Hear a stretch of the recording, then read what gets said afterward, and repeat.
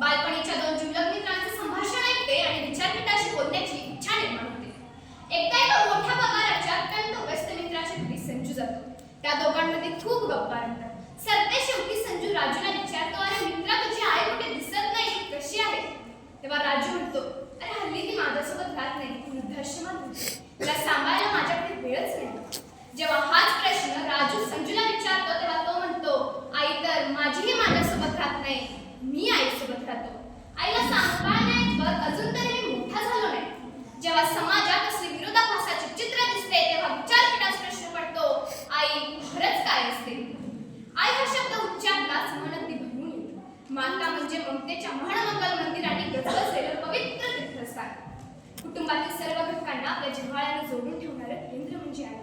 सासू सासऱ्यांची सेवा करणारी, स्वभावाचा दोष सांभाळत पतीला साथ देणारी, मुला मुलींच्या भविष्यासाठी खपणारी, उज्ज्वल भविष्याची स्वप्ने पाहत सर्व अडचणी सोसून ही हसतमुख राहून प्रपंचाचा वाडा रेटण्याचा प्रयत्न करणारी समर्पित अबोल शक्ती म्हणजे आहे. देवाला सगळीकडे जाता येत नाही म्हणून त्याने निर्माण केली आहे. आ म्हणजे आत्मा, ई म्हणजे ईश्वर, आत्मारूपी ईश्वर म्हणजे आई. आई सारखे दैवत साऱ्या जगतावर नाही, म्हणून श्रीकाराच्या नंतर शिकणे आई. तीच वाढली, ती सांभाळी, ती करी सेवा, ती नक्की काळी. देवानंतर नमते मस्तक आईच्या पायी, आईच्या पायी. ईश्वराचे रूप आईमध्ये असल्याने ती परमेश्वराप्रमाणे आपल्या लेकरांची काळजी घेते. न कमवता मुलगा जेव्हा संध्याकाळी घरी येतो तेव्हा वडील विचारतात, दिवसभर कुठे फिरत होतास? बहीण विचारते, झालं का फिरून, काही कामाधंद्याचं बघ. पण आई विचारते, बाळा दिवसभर बाहेर होतास, काय खाल्लंस का?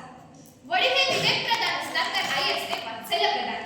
आपल्यावरती जे काही संस्कार असतात त्याचे सर्व श्रेय आपल्या आईलाच जाते. स्वराज्याचं देखणं स्वप्न जिजाऊने शिवरायांना दाखवलं, न्यायनीतीच्या गोष्टी शिकवल्या, म्हणूनच शिवरायांनी रयतेचं स्वराज्य निर्माण केलं. ज्या स्वामी विवेकानंदांनी आपल्या विश्वाला विश्वबंधुत्व शिकवलं, त्यांच्या संस्काराच्या केंद्र होत्या त्यांच्या आईने शिकवले. आणि पायाला घाण लागू नये म्हणून जपतोस, तसंच मनाला घाण लागू नये म्हणून जपो, हा संस्कार साने गुरुजींच्या मनात पेरणाऱ्या श्यामची. असे संस्कारच्या पिढी घडवणारे कित्येक आयांची उदाहरणे घेता येतात. आई ही निसर्गासारखी असते, ती आपल्यासाठी झुजते, खुपते, तेही अगदी निरपेक्ष. अशा वेळी कवी प्रशांत मोरेंच्या त्या ओळी आठवतात, तुझा हात परीस माझा लोखंडीवर झुला, हात परीस लागला झुला सोन्याचा झाला. खूप सोसेले तू आई, मला नवे वाट, भावी तुझ्याच नावानं नव्या युगाची पहाट, नव्या युगाची पहाट. आई या शब्दाचा अर्थ तिच्या कृतीतून सहज लक्षात येतो. आपलं मूल आजारी असल्यावर रात्र रात्र उशाशी जागणारी आहे. आपलं मूल कितीही मोठं झालं तरी उपाशी पोटी बाहेर जाऊ नये म्हणून स्वतःच्या हाताने प्रेमाने भाजवणारी आहे. मुलाचं कौतुक डोळ्यात साठवून चार चौघात बोलून सांगणारी आहे. मुलाचा अभ्यास घेताना मुलासोबत मूल होणारी आहे. अशी आईचे नाना विविध रूप आपण पाहत असतो. आईच्या कुशीत आपण फार सुरक्षित असतो. आपल्यावरची लाख संकटे झेलणारी ढाल असते आई. आईस पाहिले मी आभाळ पेलताना, आईस पाहिले मी सूर्यास्त झेलताना. आली जेव्हा ती वेळ वादळाची, आईस पाहिले मी ते वादळ रोखताना, आईस पाहिले मी ते वादळ रोखताना. आई या शब्दाला खळगाप केलं तर आपल्या लक्षात येतं की हीच आई माऊली बनते. मा म्हणजे मानवता, उ म्हणजे उदात्तता आणि ली म्हणजे भिन्नता. ही तीन रूपे ज्यात उतरतात ती माऊली बनते. अवघ्या विश्वासाठी पसायदान मागणाऱ्या ज्ञानेश्वर माऊली साऱ्या जगाच्या माऊली बनल्या. ज्ञानोबा माऊली तुकाराम या गजरात त्यांचं माऊली पण लक्षात येतं. त्यांच्या अंगी मातृत्व होतं, म्हणूनच त्यांनी भेदाभेद दूर सारून आपल्या सर्व लेकरांना प्रकाशित केलं. पुढे हाच वारसा अनेक मातांनी चालवला.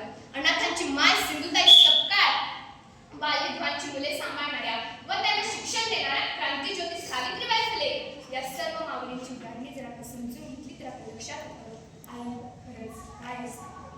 आणि मग फॉर्म शिंदेच्या ओळी आठवतात, आई खरंच काय असते, लगड्याचा पाय असते, दुधाची साय असते, लेकराची माय असते. आई असतो एक धागा, आई असतो एक धागा, वातीला उजेड देणारी समयची जागा, वातीला उजेड देणारी समयची जागा. आणि म्हणूनच ज्या आईने आपल्या असण्याला अर्थ दिला तिला कधी विसरू नका. तिचं वृद्धत्व हेच तिचं दुसरं बालपण असतं हे ध्यानात घ्या. तिच्या आधाराची काठीबंद आली ना तरी चालेल, पण निराधार करून वृद्धाश्रमात टाकू नका. ज्या आईने कधीच प्रेमाची वाटणी केली नाही तिची भावभावात वाटणी करू नका. आणि मान देता आला तरी चालेल, पण अपमान मात्र करू नका. शेवटी इतकंच म्हणे, घर सुटतं पण आठवण कधीच सुटत नाही. जीवनात आई नावाचं पान कधीच मिटत नाही. सारा जन्म